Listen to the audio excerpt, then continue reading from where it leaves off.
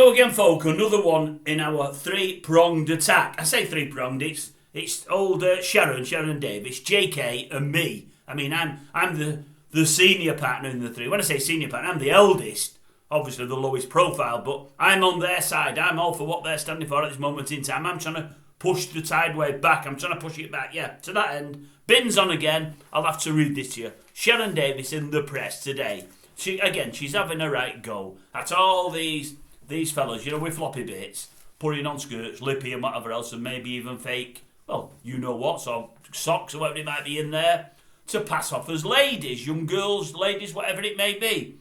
And she's saying, I've been telling you it shouldn't be happening in sport. It should be women against women, men against men. And these that are picking another gender have their own category. No problem with that, no problem at all. They can all be in together. But what's happening all the time now, as I've said, is it's fellas putting a frock and a bit of lippy on, competing against women. You don't get it going the other way much. Women taking it all off, putting the old business suit on, shirt and tie, wanting to compete against men. You don't get that because they've no chance of winning anything, have they? And they're not as dirty as many of these blokes. No, anyway, that's probably me talking out of turn there, but I do a lot of that. Just give you a few instances of what's been happening on the sporting front of late that have come to Sharon's table, to her desk, and she's relaying it to others, so I'm going to do the same. She's saying, yeah, we had a 6 foot, 16 stone trans woman who broke one woman's finger and dislocated the shoulder of another one during a judo tournament. So that's a bloke, 6 foot, 16 stone, saying he's now a woman, judo against other women, breaks one person's finger and dislocates somebody's shoulder. Not a very fair fight if you'd ask me. We've got female rugby players forced to share an open shower with male-bodied teammate who identifies as a woman. Now, you know what that means, male-bodied teammate. You know what that means. That's that, isn't it? They're there, but there's something hanging there. So they're asking us women, but there's something still there. That's not on that. That shouldn't happen. I don't care what you say. Even if you strap it down, it shouldn't happen. If it's there, they shouldn't be there in them showers, them women. It's not on. I agree with her. An athlete who received death threats for raising concerns about competing against a transgender woman.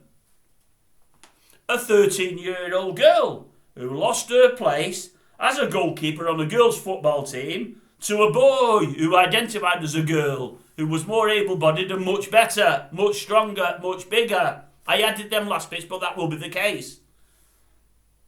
A university rower who says she was forced to share changing rooms with a transgender woman, while another teammate was asked to share overnight accommodation with them. Gets me mad.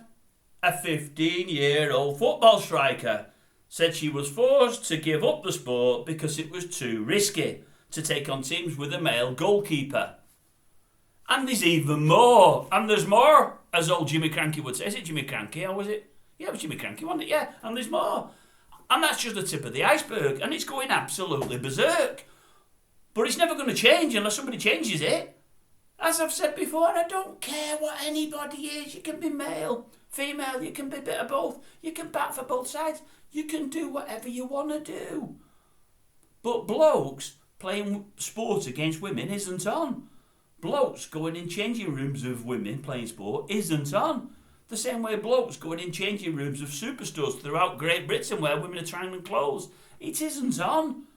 But it's happening all the time. Now, if there's going to be an area for male and female, and these that are identifying in whatever they want to identify want their own spaces, give them their own space.